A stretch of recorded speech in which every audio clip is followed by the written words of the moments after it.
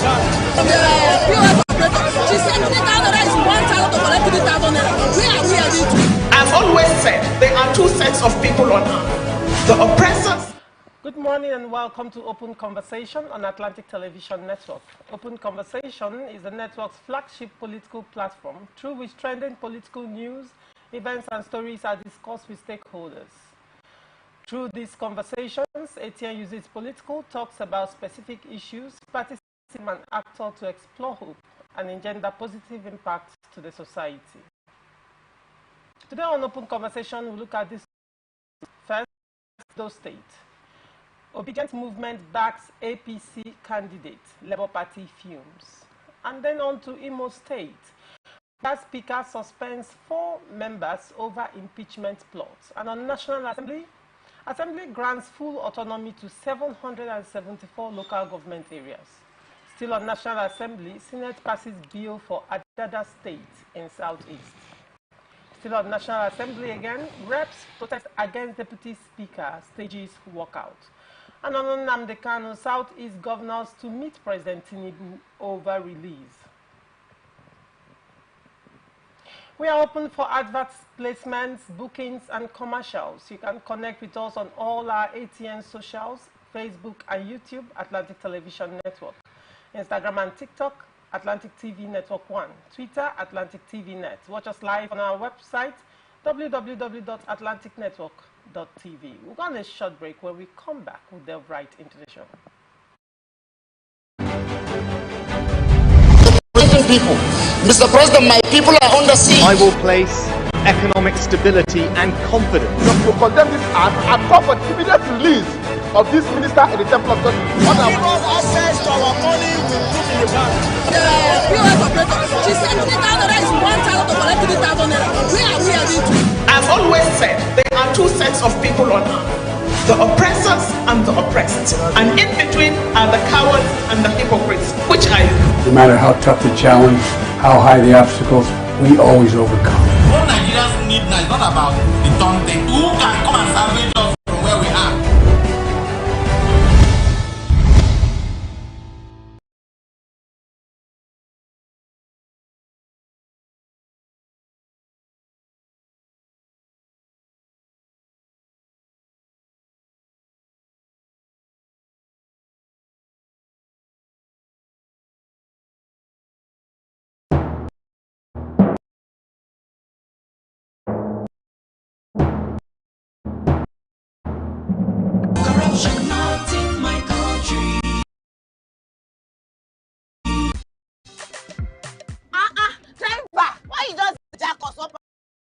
And down like this now. I hope nobody carry me. Why you ask, oh? Because this road where they see, so you no guarantee safe delivery. Oh. We just vote for government, but we not get good governance. At all. Road so in no day. Light so side. The infrastructure we can't to be Representing people. Mr. President, my people are under siege. I will place economic stability and confidence. To condemn this act and call for the immediate release of this minister in the Temple of Justice. Give us access to our money we put in the bank. The POS operator, she said 3,000 is 1,000 to collect 3,000 naira. Where are we heading to? I've always said there are two sets of people. Welcome back and thank you for staying with us. Joining me on Open Conversation this morning is Asim Adams, ESQ. Asim Adams is a legal practitioner, he's a human rights advocate, and he's the convener, Lawyers Without Borders. Good morning, Asim. Good morning to you, Lorisha. Good morning. Good morning. It's a pleasure having you. Yes, a pleasure too. Good morning to you. And on to the story. Edo State chapter of the Labour Party has slammed the Obedient Movement for backing the All Progressive Congress governorship candidate, Monday Okpebholo, in the forthcoming state elections. The party's publicity secretary, Sam Roba, who berated the move, said it is absurd to hear that Obedient Movement is supporting Okpebholo just the way it also said they were Obedient Movement for Aswe Ighodalo. The Obedient Movement is synonymous with the Labour Party and are integral members of the party, he said. He continued, so how can these people now say they are obedient members and they are supporting Okpebholo or Ighodalo? For me, They have run out of ideas and do not know what they are doing at this point. Urokpa continued to say that they cannot be obedient movement and work against the party's candidate, Olumide Abata. The obedient movement in Edo on Monday pledged their support for the APC and its candidates. Recall that another section of the movement a few weeks ago pledged their support for the People's Democratic Party candidate, Aswe Ighodalo. The group, comprising members from the Edo South-South Senatorial District, on Monday said they were supporting Okpebholo because of his close ties with the people. Asim, you are from Edo State. Yes. So, a very interesting story from my state. Interesting story. What is your take on this? It's just a simple word I want to use. There's a medical procedure, you know. For doctors, they understand what that means. It's called a lobotomy. You know, when a brain surgeon lobotomizes a human brain, he will just take off the frontal lobe of the brain, detach it from the main brain itself. That is the medulla oblongata. He detach it from it. And the person that particular surgery is done on, that lobotomy, internecine walls, you will find that you have wars taking place. They have litigation wars also, which the party hierarchy could not resolve amongst their candidates. And some of these arose from the last primaries that were conducted by the party and other political parties in Edo State. Now, in the case of Labour Party, there was a time they had to able declare three candidates, candidates that were elected, by the party during that primary election. Foremost among them is, Akpata. Then you now have of helping the needy and the poor, not because of politics as at that time, but because of it took it like a vocation. He even had to establish, some schools in Benin and Abuja, where, honestly speaking, students who attend that particular school, if you gain admission to that school, you pay little or nothing, as school fees. And he is saying that he wants to, kind of carry on what Obafemi Awolowo did in the southwest region in those days. So he got all these things into starting, and I believe that at the end of the day, he ought to be somebody that should have been given a chance. But I don't know what happened. They have a P2B as the candidate that emerged, So these are things. We were very organized, and we were all ideologues. We didn't go to or become the members of the obedient movement because of what we're going to, but because of the fact, that we believe in the ideology and philosophy of the Labour Party, even the movement of P2B as our presidential candidate. Finally on this, even in Rivers State here, I worked assiduously, and in Congress, with other like minds of mine to work for BTC Tubo as a governorship candidate at that time, and even becoming part of the campaign council of the Labour Party governorship election train. We never did that because of pecuniary gains. We did that because of the ideology and philosophy. That they supported the person of Peter Obi as the presidential candidate does not confound them as members of the Labour Party. That needed to be. I'm not a member of the Labour Party, but the obedient movement has been associated. Association doesn't mean that you are a member of that party. And so for me, the critical question to ask first, if you're having this, and we call it a crisis, are the obedient movement members of the Labour Party? If that question is answered, and then we move to the next one, why then would they not want to back the man who emerges as the candidate for the Labour Party? Remember, what's his name now?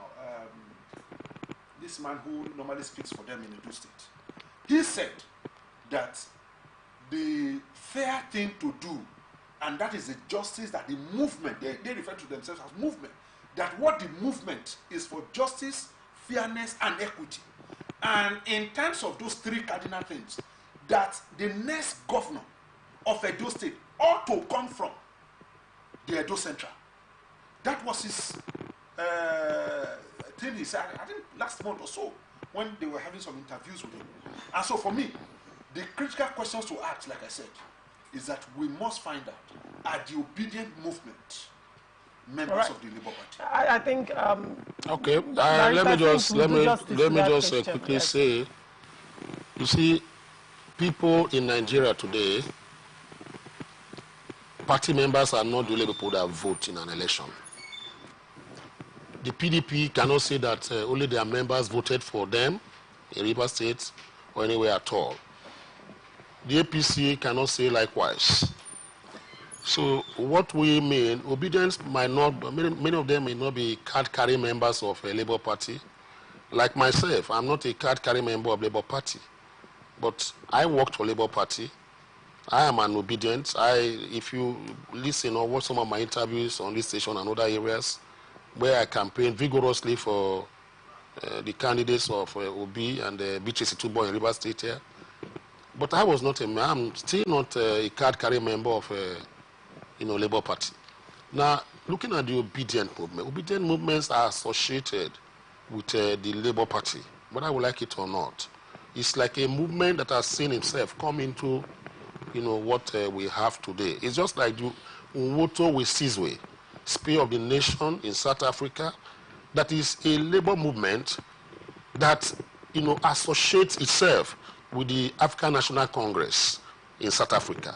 So when elections are coming up, you see that the ANC body will always want to go for and call those members of the movement called Woto with Sizwe, means that a spear of the nation.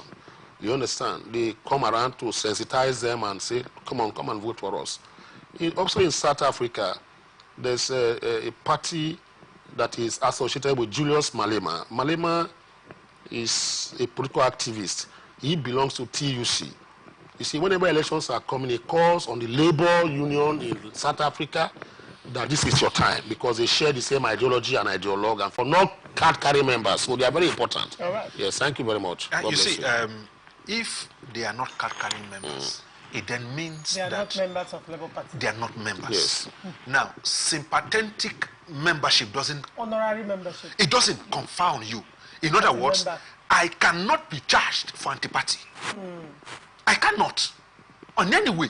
And remember, what produces, there were 3 terms used in that election. We have what we call the Baptist, the articulate, and the obedient. The obedient came out from the word obi, not from the word Labour Party. It's a movement. It's a movement of fairness, equity, and justice. So if the people...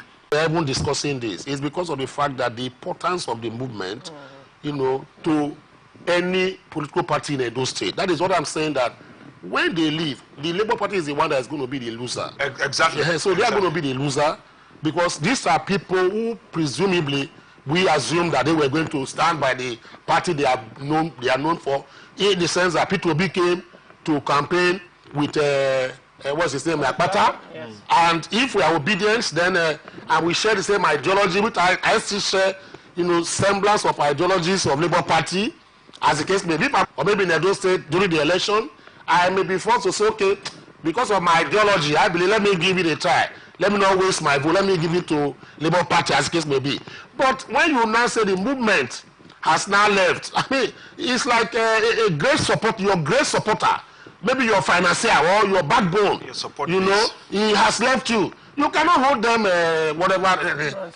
responsible for anything. You can't punish them. Of course, we agree with that. But we are talking about the political weight and gains of their leaving Labour Party to another party. So APC and PDP has gained. They are getting in fact, they are getting very fat now, fatter than me and my brother. Sorry, you see, there was a time where here we had a conversation about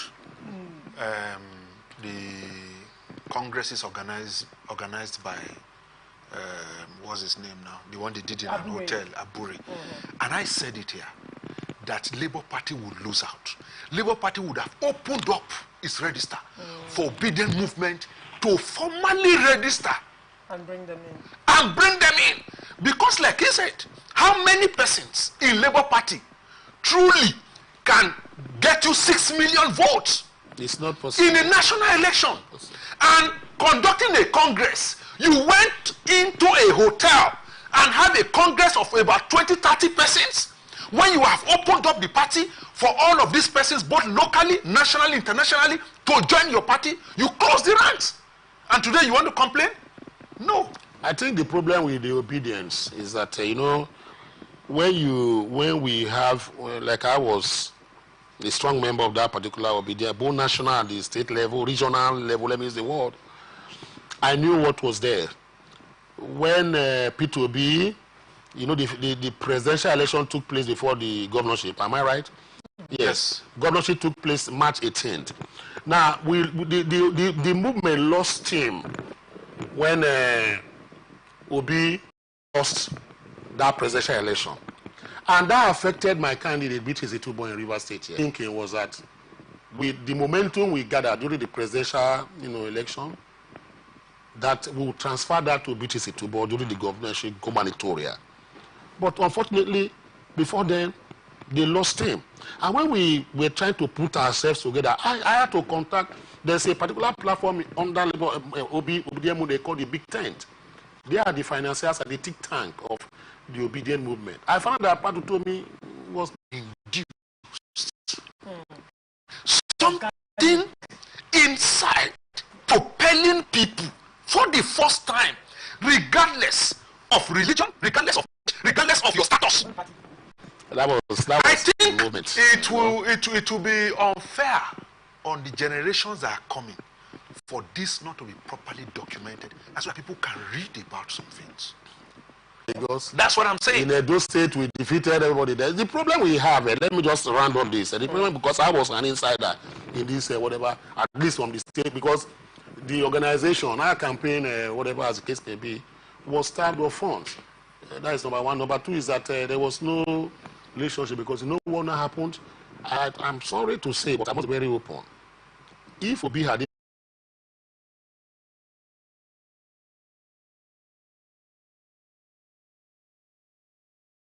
young people were not joining Labour, those old politicians were not aligning with Labour. Not because of they have that ideology thing or whatever as case may be, but they were there for their pecuniary gains and political, you know, upliftment. That was what killed it. And when the elections finished, now they now pulled back and went back to that. That is why you don't hear more of the obedient movement again, because it's not enthusiastic anymore. Right. It's sad. Really sad. Speaker of Imo State House of Assembly, Chike Olembe, on Tuesday announced the suspension of 4 members for an alleged impeachment. The suspended lawmakers included Ayazu Mbise, Samuel Otuibe, Eznite Mbise, Henry Abaso, Okigwe Chidebere Obunipa, and Oru West Dominic Ezerionha. The speaker said that 4 members of the House. The speaker, you know, under their rules, has the right to suspend. Even in National Assembly, saw what happened to, I forget the senator, or whatever, he's still on suspension today. You know, it depends on. Back. Yes, he's still on suspension. You understand? I think he's back now, yeah? Yes, good, but he was suspended. So the speaker has the right to do that based on the standing orders and rules of based on the standing orders and rules of the House. You understand the point now? Now, once what has committed a gross, you know, offense, or what they call gross misconduct, that is inimical to the progress of, you know, the House of Assembly or the Parliament, as case may be, bringing the Parliament to disrepute, etc., as case may be. You remember the last time they said that even this man, what's his name, the young man from Imo State, I've forgotten his name, you remember that a committee was referred to the Committee on Ethics, you know, to find out whether he will be suspended on alleged, you know, information that I cannot even make my rights known, or maybe go about my right in the House. These are questions I'm trying to ask. I don't have much facts about what transpired in that particular House of Assembly in Imo State, but the questions are germane. Number one is this: can the House, you know, take out the Speaker, impeach him? Yes, they can. Can the House also, you know, disagree and say they take him out as, yes, they can do that if they achieve 2/3, as case may be. Do members of the House of Assembly of any particular state coming together to say they have the powers to do that? Of course, they have the powers to do that. But on the other hand, the political side of it is what is overweighing this, the legal side of this matter now. Because the man is now using his, his political discretion to now say they are threatening me. Trying to remove me is just like a coup. So they have to be punished for it as against me. Under the law, I don't think the speaker, should be able to can do that. That is why I encourage them to go to court if they feel that they didn't make or do any gross misconduct while trying to, move for the impeachment of the speaker. All right. Daniel Momo, what is your take? First, for me, we should not allow. The speaker is just one among others. We should never get to a point where we allow a member representing another constituency would have the right to remove the representation of other constituency because of an allegation. Even in court, I can run to a court to say, I wasn't given a fair hearing. Protect me. The court will so do. In all of this, did you hear where they even called to say, okay, what were the issues? Defend yourself. The case between Saraki and this senator representing in Borno State, this long-time senator, Ndume went to court. And the court said they do not have the power to suspend it.